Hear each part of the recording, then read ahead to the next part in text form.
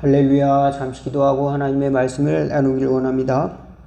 하나님 우리 아버지 감사합니다. 어지러운 세상 속에서도 저희들 하나님의 나라를 바라볼 수 있도록 또 믿음을 주시고 또 은혜를 주셔서 감사합나이다. 영원한 나라와 약속을 바라보며 흔들리지 않는 믿음 또 하나님의 은혜를 받는 저희들의 삶을 살아갈 수 있도록 날마다 축복하여 주시옵소서. 또한 혼란한 세상 가운데 저희들 믿음의 질서와 기준을 가지고 살아갈 수 있도록 은총을 베풀어 주시옵소서. 그래서 많은 사람들에게 주님이 원하시는 아름다운 아버지 하나님의 복음의 통로가 될 수 있도록 저희들에게 빛을 더하여 주시고 치유의 은혜를 더하여 주시고 예수님의 사랑을 전할 그릇으로 빚어 주옵소서. 은혜의 주님 감사하며 예수 그리스도의 이름으로 기도하옵나이다. 아멘. 오늘 함께 은혜 나누실 하나님 말씀은 민수기 30장 1절에서 16절입니다. 교독하겠습니다. 모세가 이스라엘 자손 지파의 수령들에게 말하여 이르되 여호와의 명령이 이러하니라.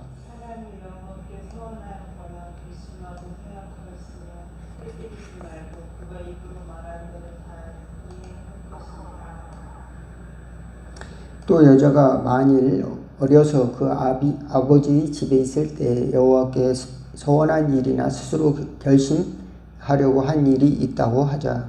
그의 아버지가 그의 서원이나 그걸 결심할 서약이 듣고도 그에게 아무 말이 없으면 그의 모든 서원을 행할 것이요 그걸 결심할 서약을 지킬 것입니다. 그러나 그의 아버지가 그것을 듣는 날에 허락하지 아니하면 그의 서원과 결심한 서약을 이루지 못할 것이니 그의 아버지가 허락하지 아니하였은즉 여호와께서 사하시리라.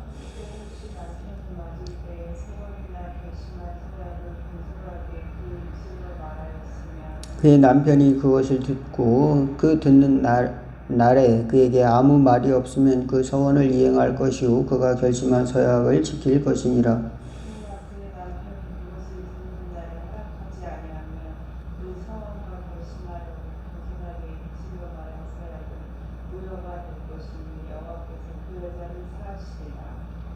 과부나 이혼당한 여자의 서원이나 그가 결심한 모든 서약은 지킬 것이니라.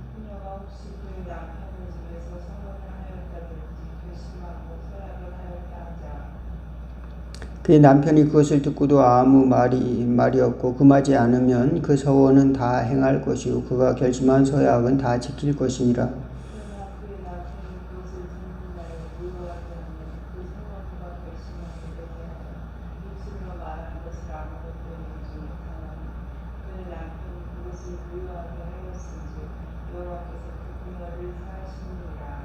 모든 서원과 마음을 자제하기로 한 모든 서약은 그의 남편이 그것을 지키게도 할 수 있고 무효하게도 할 수 있으니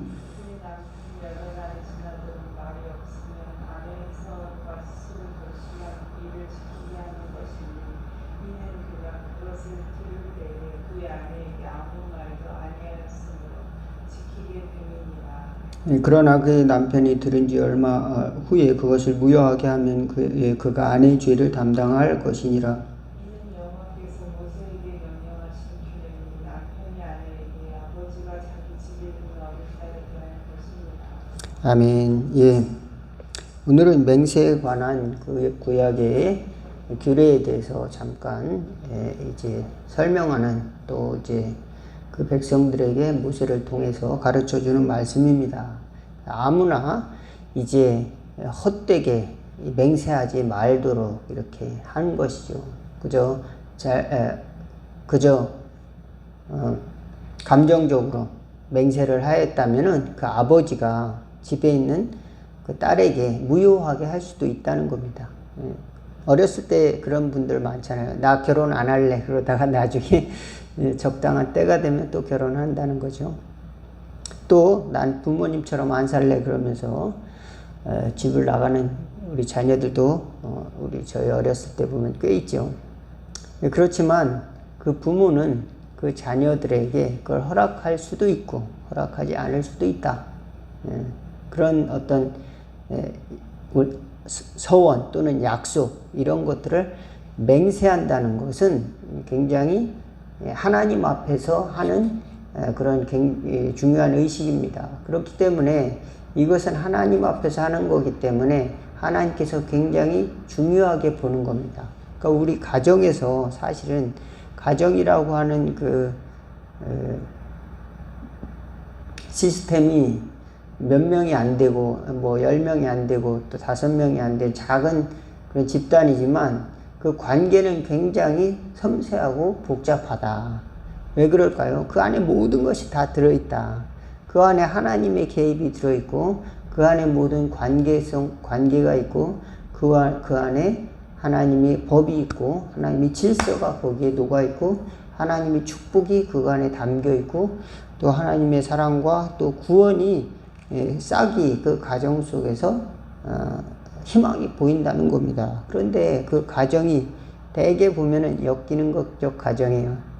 그래서 이제 자녀가 어떤 것을 이야기할 때 무관심한다든지 또는 거기에 대해서 좀 잘 이제 귀 기울여 듣지도 못하는 경우도 많고 또 혹은 부모님이 이제 한쪽이 굉장히 취약한 경우 역기능적 가정들이 상당히 또 많이 있는 것이 우리가 사는 또 삶의 현실이 아닌가 또 생각을 하게 됩니다. 오늘 본문의 그 서약은 여자들이 이제 나는 어떤 걸 하겠어 하나님 앞에서 어떤 이제 서원을 하고 자기를 절제한다든지 이런 서원을 했을 때 남편이 그것을 허락할 수도 있고 또 허락을 금할 수도 있는데 그것을 방관하면은 그것을 지키는 것으로 이제 간주되기도 한다라고 하는 겁니다. 또 자녀들도 마찬가지고. 근데 오늘 제가 말씀드리고자 하는 것은 우리는 어떤 것을 하나님께 또는 사람들 앞에 하나님 앞에 약속을 한다고 하는데 잘 못 지키는 경우가 많이 있습니다. 우리는 육신의 몸을 가지고 살아가기 때문에 항상 변수를 가지고 있어요. 그래서 실패하기도 하고 또 유혹에 빠지기도 합니다. 그런데 이런 모든 것들에 대해서 정말 완벽하지 못한 우리 인간의 모습을 대신해서 예수님께서는 대제사장이 되셨다. 우리 인간의 모든 죄와 허물을 다 끌어안고 십자가에서 우리를 위해서 죽으심으로 말미암아 속죄의 어린 양이 되셨다고 하는 것이 인간의 가장 큰 소망이고 또한 저와 여러분들이 살아갈 때 가장 큰 소망이다 라고 하는 것을 반드시 믿으시기를 바라겠습니다. 그래서 예수님의 이름으로 우리는 하나님 앞에 기도하는 겁니다. 왜 그럴까요? 우리는 우리 인간의 힘으로 하나님 앞에 어떠한 맹세도 할 수 있는 처지가 못 된다는 겁니다. 내 힘으로. 그래서 예수님께서 너는 도무지 맹세하지 말라. 하늘로도 말고 땅으로도 말고 다 하나님의 것이다. 예수님께서 우리를 위해서 어린 양이 되셨는데 이것은 히브리서에 보니까 하나님의 약속으로 된 것이다. 하나님의 변치 않으실 약속으로 됐다. 이렇게 표현을 하고 있어요. 히브리서 6장 한번 읽어보겠습니다. 히브리서 6장 16절에서 20절까지죠. 한번 같이 읽어보도록 하겠습니다.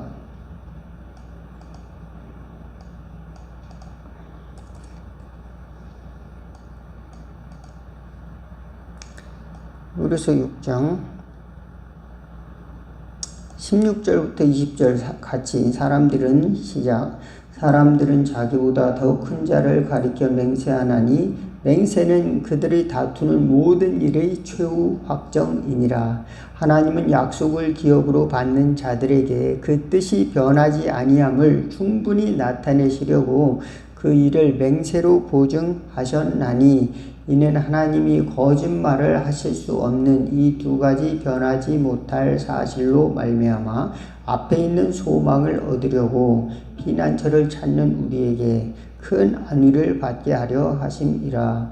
우리가 이 소망을 가지고 있는 것은 영혼의 닷 같아서 튼튼하고 견고하여 휘장 안에 들어가나니 그리로 앞서 가신 예수께서 멜기세덱의 반차를 따라 영원히 대제사장이 되어 우리를 위하여 들어가셨느니라. 아멘. 예. 하나님께서 우리에게 약속을 해주셨습니다. 그리고 또 맹세를 해주셨습니다. 하나님께서 우리에게 주신 약속은 무엇일까요? 축복의 약속, 또 그 다음에 구원의 약속이죠. 아브라함을 통한 이제 축복의 약속, 또 예수 그리스도를 보내서 인간을 구원하시고요. 메시아를 통한 구원의 약속. 예, 또 그것은 하나님이 이제 자기보다 더 큰 이가 없기 때문에 맹세를 하셨다. 오늘 서원하고 또 여자가 이제 하나님 앞에 약속하고 서원한 일에 대해서 이야기를 했는데, 이것은 하나님 앞에서 하는 거기 때문에 굉장히 중요합니다. 그것을 깨트리면은 죽음을 각오하는 거죠. 우리는 그러니까 어떻게 됩니까? 우리는 항상 죽을 수밖에 없는 그런 존재예요. 왜냐면 우리 입이 항상 헛된 말을 하는 그런 연약한 존재들이기 때문에. 그러니까 우리 입을 무엇으로 바꿔야 됩니까? 축복의 도구로 바꿔야 된다. 믿으시기 바라겠습니다. 사랑의 언어, 축복의 언어, 또 치유와 격려의 언어로 바꿀 수 있기를 바라겠습니다. 우리 말대로 다 된다면 어떻게 될까요? 세상은 완전히 다 무너졌을 겁니다. 그죠? 여러분의 말대로 다 된다면은, 저는 벌써 이 세상에서 없어졌을 수도 있어요. 여러분, 어떻습니까? 저 북한은 나라가 존재하지도 않았을지도 모르겠어요. 그죠?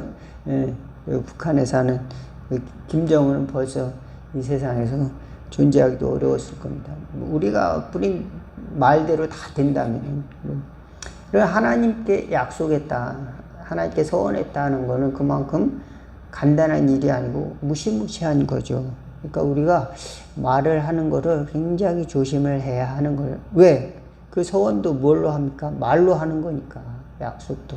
그러니까 큰 배가 어느 목적지를 향해 달려갈 때 그 출발을 어디서부터 합니까? 출발을 스크류가 돌아가야 되는 거잖아요.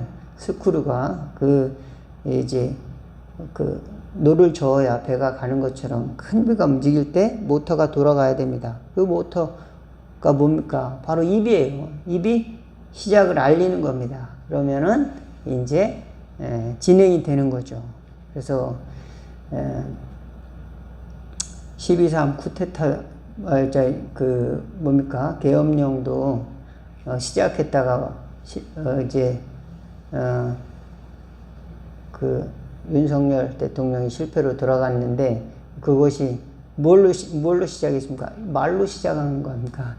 말로. 내가 좌파 세력들을 다 잡아가지고, 빨갱이들을 잡아가지고 다 일시에 척결하리라.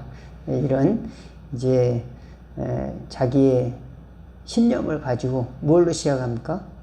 선언, 계엄령을 발표함으로써. 그러니까 거기를 따르지 않는 사람들은 어떻게 됩니까? 계엄령 위반이다라는 제목으로 잡아가려고 했던 것이었죠. 그런 권한을 행사했다는 겁니다. 근데 그 권한이 어떤 조건 하에서 이루어져야 하느냐. 상당히 우리가 사회가 간단한 사회 같아도 굉장히 복잡한 사회입니다.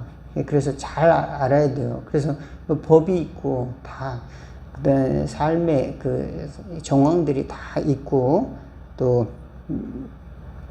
그 법을 만든 이유들이 역사적으로 존재하는데, 그래서 그 계엄을 의회에서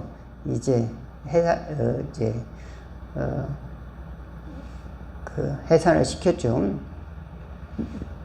의회의 결의로 말미암아서 계엄이 이제 무효가 됐는데, 이제 그게 작동하니까 이제 군인들을 모아가지고 이제 국회의원들을 이렇게 잡아가려고 했던 그런 사건들이 있었지 않습니까? 그래서 지금 대선에 나온 많은 국회의원 후보들도 그 문제를 지적을 하고 있는 거죠. 이거는 심각한 문제였다. 그래서 새로운 사회로 나아가야 된다. 그리고 이제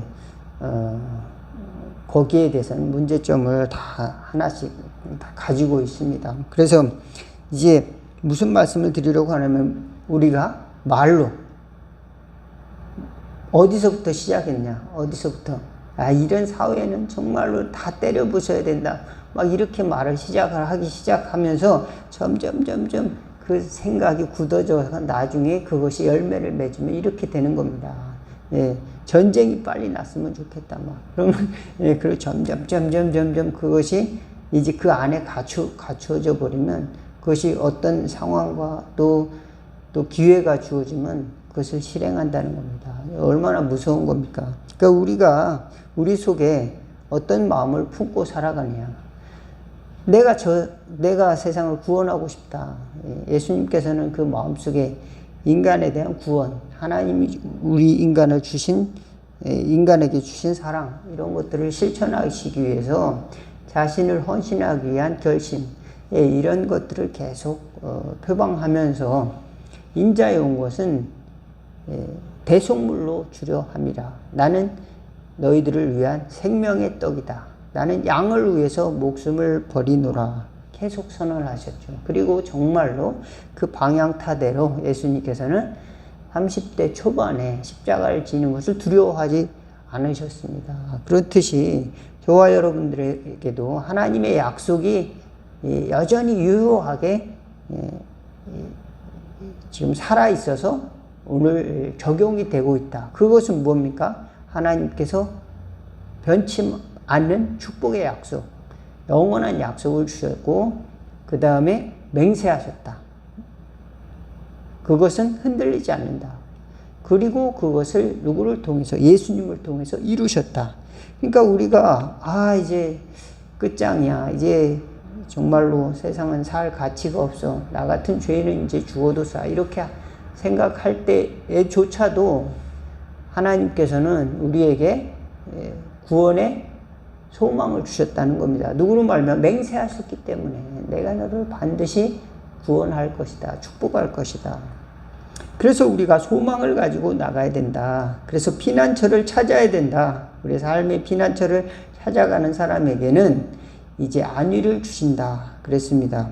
그것은 영혼의 닷과 같아서 든든하고 견고하여 휘장 안으로 들어간다. 휘장 안으로 들어간다는 것은 하나님 앞에 나간다. 그겁니다. 휘장은 뭡니까? 이제 예수님이 찢기신 육체와 같이 우리를 위한 약속입니다. 하나님 앞으로 들어갈 수 있는 막입니다. 그곳으로 우리가 들어갈 수가 있다. 예수님은 그것을 이제 열어놓으신 거죠. 그 앞으로 예수님께서 먼저 들어가셨다. 하나님 앞에서 멜기세덱의 반차를 타라. 영원한 제사장이 되어 우리를 위하여 들어가셨느니라. 그렇습니다. 우리가 모든 죄를 용서받고 구원을 얻기 위해서 주님께서는 먼저 들어가셨다라고 하는 겁니다. 그런데 이 약속이라고 하는 것, 하나님이 우리에게 주신 약속이라고 하는 게 도대체 인간이 뭐 정치인들이 내가 대통령이 되면은, 내가 무슨 국회의원이 되면 이런 일을 하겠습니다. 이런 일을 하겠습니다. 이런 공약과 같은 것이냐? 그런 것이 아니라 변할 수 없는 약속이다. 이것을 반드시 믿는 저와 여러분 다 될 수 있기를 바라겠습니다. 예레미야 50장 5절에 보니까 그들이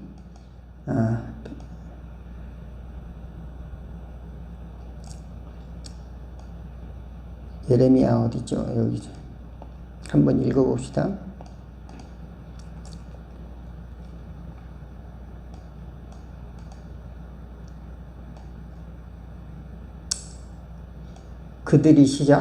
그들이 그 얼굴을 시온으로 향하여 그 길을 물으며 말하기를 너희는 오라 잊을 수 없는 영원한 언약으로 여호와와 연합하라 하리라. 하나님의 약속이 있으니까 그 영원한 약속으로 돌아가라. 우리가 시온, 그러니까 하나님의 도성이 어디냐? 하나님의 성이 어디냐? 하나님의 성으로 우리가 가야 되는데 그 길은 어디로 갈 것이냐? 이렇게 물으면서 야 가자. 하나님의 영원한 약속으로 하나님과 하나가 되자. 이렇게 할 것이다. 이렇게 예레미야가 예언을 하고 있습니다. 창세기 9장 16절에는 하나님이 이제 홍수를 내린 후에 약속을 하셨죠. 영원한 약속을 그때부터 그 피조물과 하기 시작을 하는 겁니다. 이제 창세기부터.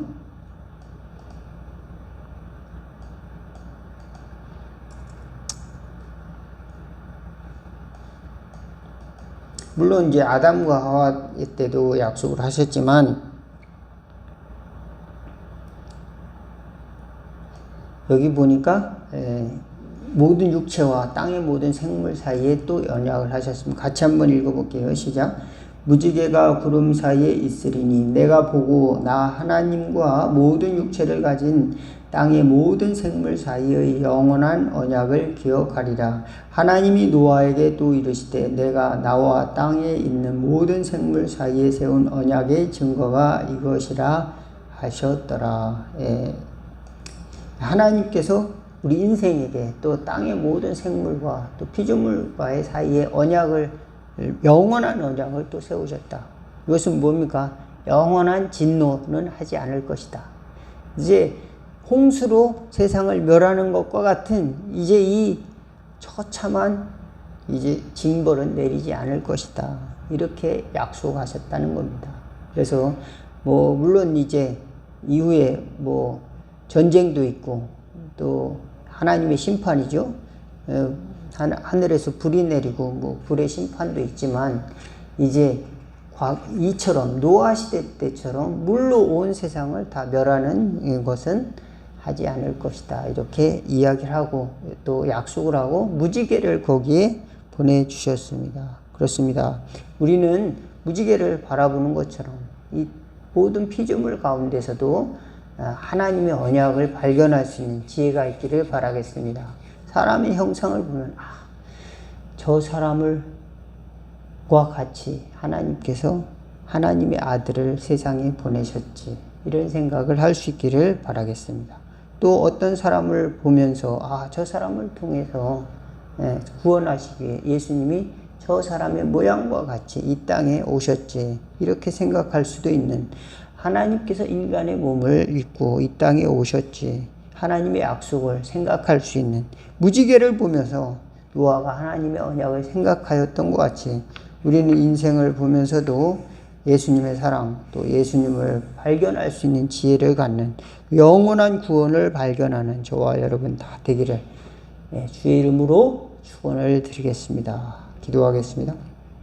하나님 우리 아버지, 우리는 매일 약속하고 또 매일 분노하고 또 매일 하나님께 구하고 또 맹세하고 또 지키지 못하고 또 살아가지 않습니까? 주여, 이 모든 것 하나님 앞에서는 다 무효화될 수밖에 없는 그런 헛된 것임을 날마다 고백합니다. 주여 도와주셔서 저희들이 입술이 이제 헛된 입술이 아니라 축복의 입술이 되게 도와주시고 또 구원의 입술이 되고 은혜의 입술이 될 수 있도록 인도하여 주옵소서. 저희들의 가정과 자녀와 이웃을 축복하는 축복의 통로가 되고 씨앗이 되도록 도와주시고 구원의 항구를 향해서 저희들 달려갈 수 있는 그런 저희들이 될 수 있도록, 저희들이